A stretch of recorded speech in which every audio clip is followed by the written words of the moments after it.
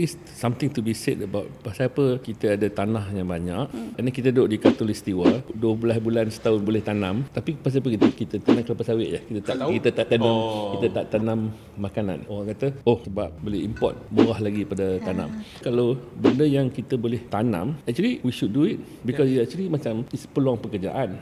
Kenapa barang kawalan ni nak jaga bagi rendah, artificially low? Actually nak bagi orang afford these things. Tapi cara kita buat, kita subsidize semua orang kan. Macam minyak, okay lah, Prime Minister is still very nice guy, bagi budi kat semua orang. Okay, I drive a BMW, why should I give to me?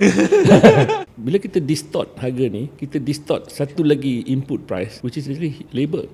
That's why wages also is kept low. Kita tak boleh buat macam tu.